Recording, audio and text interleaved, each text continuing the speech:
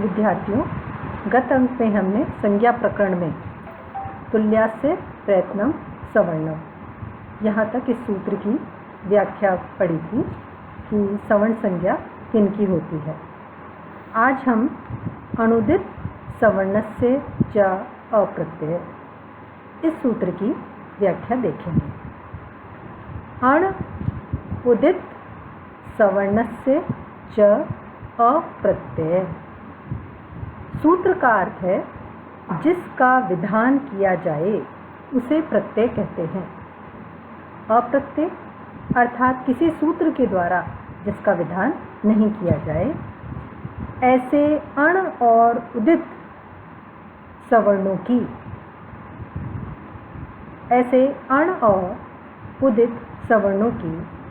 तथा अपनी संज्ञा वाला हो। जिसका विधान किया जाए उसे प्रत्यय कहते हैं। अप्रत्यय यानी किसी सूत्र के द्वारा जिसका विधान नहीं किया जाए, ऐसे अण और उदित सवर्णों की तथा अपनी संज्ञा वाला हो।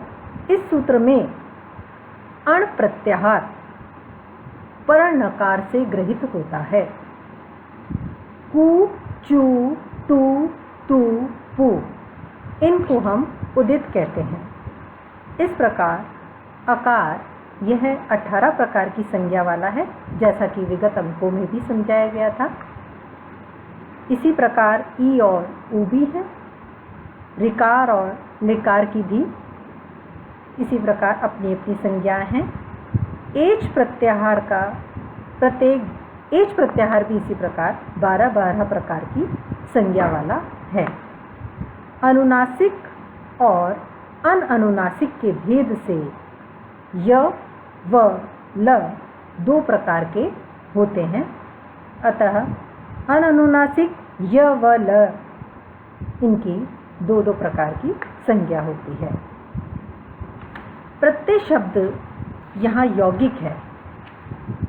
इसका अर्थ है विधान किया गया। अप्रत्यय यानी जैसे आपको बताया है जिसका किसी सूत्र के द्वारा विधान नहीं किया गया। प्रत्यय का अर्थ है जिसका विधान किया गया हो। यथा जैसे हम समझेंगे, इको यणची सूत्र है।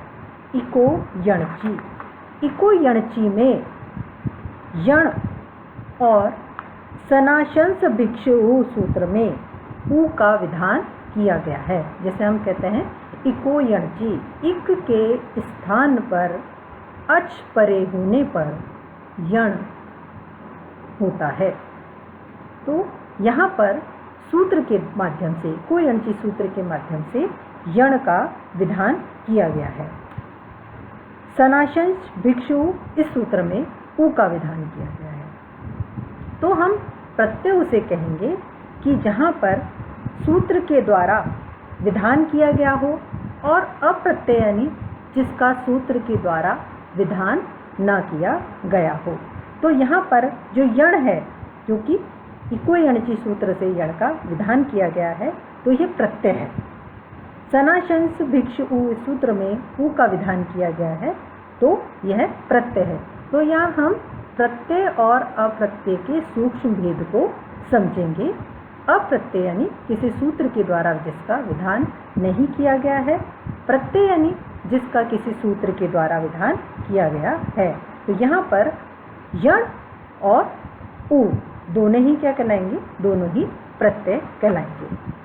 अनुदित सवर्णस्य च अप्रत्यय, ये जो सूत्र है, यहाँ पर जो अण प्रत्यय है वह लण वाले नकार के साथ ग्रहण किया जाना है। अर्थात इस नियम के अनुसार यहाँ पर अण और णकार से ग्रहण किए जाना है। इस प्रकार इस नियम के अनुसार यहाँ अण पर णकार से ग्रहण होता है। यहाँ जो अण है, अनुदित सवर्णस्य च अप्रत्यय में जो अण है, यह अण पर णकार से ग्रहण होता है। तो इस प्रकार यहाँ अण में अ, ई, उ, री, लृ, ए, ओ, ऐ, औ, ह, य, व, र, ल इन 14 वर्णों का ग्रहण होता है। अतः ये वर्ण अविधीयमान, अविधीयमान किसी सूत्र के द्वारा जिनका विधान नहीं किया गया है, ये वर्ण अविधीयमान होंगे तथा अपनी और अपने सवर्णियों की संज्ञा होंगे।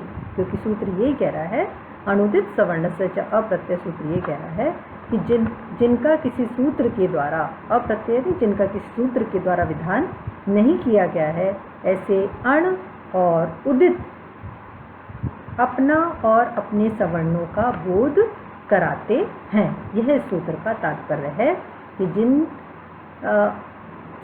अणुदित सवर्ण सच अप्रत्यय कि जिनका ऐसे अण और उदित जिनका कि किसी सूत्र के अप्रत्यय किसी सूत्र के द्वारा जिनका विधान नहीं किया गया है, ऐसे अण और उदित अपने और अपने सवर्णों का बोध कराएंगे। तो हमने यहाँ पर समझ लिया, जैसे अण है, अण से तात्पर्य यहाँ पर अ, ई, उ, ऋ, लृ, ए, ओ, ऐ, औ, ह, य, व, र, ल, इन 14 वर्णों का ग्रहण होता है। अतः ये अपना भी बोध कराएंगे और अपने सवर्णियों का भी बोध कराएंगे। इसी प्रकार इको यणची सूत्र हम देखें तो इको यणची में इक और अच जो हैं यह अविधीयमान है। इक और अच अविधीयमान है, विधान नहीं किए गए हैं। विधान किसका किया गया इको यणची में? इक के स्थान पर यण होता है, तो यहाँ पर इक और अच अविधीयमान है, विधान किया गया यण का कि इक अच परे होने पर इक के स्थान पर यण होता है, तो यहाँ पर विधान किया गया है यण का, और इक और जो अच हैं वो हमारे अविधीयमान है। इस प्रकार यहाँ पर इक प्रत्याहार के अंतर्गत, क्योंकि इक और अच अविधीयमान है, किसी सूत्र इनका विधान नहीं किया गया है, इसलिए यह इक, ई, उ, ऋ, लृ इसके अंतर्गत जो 4 वर्ण हैं ये अपनी तथा अपने सवर्णियों की संज्ञा होंगे। यानी इक प्रत्याहार में ई, उ, ऋ, लृ हैं, ये अपना और अपने सवर्णों का भी संज्ञा होंगी।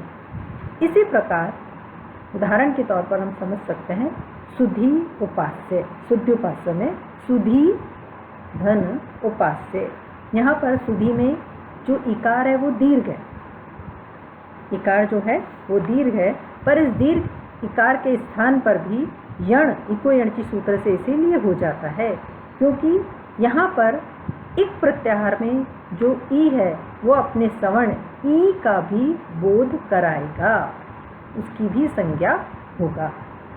इसी प्रकार से अच प्रत्याहार के अंतर्गत अ, ई, उ, ऋ, लृ, ए, ओ, ऐ, औ ये 9 जो वर्ण हैं, ये 9 वर्ण अपनी तथा अपने सवर्णियों की संज्ञा होंगे, क्योंकि इक और अच इको यणची में इक और अच का विधान नहीं किया गया है। विधान किसका किया गया है? यण का किया गया है, इसलिए इक में ई, उ, ऋ, लृ ये अपना और अपने सवर्णियों का की संज्ञा होंगे। इसी प्रकार अच में जो अ, ई, उ, ऋ, लृ, ए, ओ, ऐ, औ ये जो 9 वर्ण हैं ये अपना और अपने सवर्णियों की संज्ञा होंगे। इसलिए शुद्धोपास्य में जो दीर्घ ईकार है उस ई के स्थान पर भी यकार हो जाता है। इसी प्रकार दध्यान्य में दधिक धन आन्य, यहाँ पर आ जो है आकार के परे होने पर भी यण सिद्ध हो जाता है, क्योंकि हम कहते हैं इको यणची में कि अच परे होने पर इक के स्थान पर यण हो जाता है। अच यानी स्वर अ, ई, उण, अ, ई, उण, ऋ, लृ, क, ए, ओं, ऐ, औ, च, तो यहाँ पर अच में हम अकार को मान रहे हैं, पर दध्यान्य में दधि धन आन्य या आ है, तो इस आ को भी हम ग्रहण करेंगे क्योंकि यह अ का सवर्ण ही है। क्योंकि अच में हम जो अ, ई, उ, ऋ, लृ, ए, ओ, ऐ, औ ये जो 9 वर्ण मान रहे हैं ये अपनी और अपने सवर्णियों की संज्ञा होंगे, इसलिए ए का सवर्ण जो आ है इसको मानते हुए यहाँ पर दध्यान्य में दधि धन आन्य में ई के स्थान पर आकार परे होने पर भी यण सिद्ध हो जाता है। शेष हम अगले अंक में पढ़ेंगे। धन्यवाद।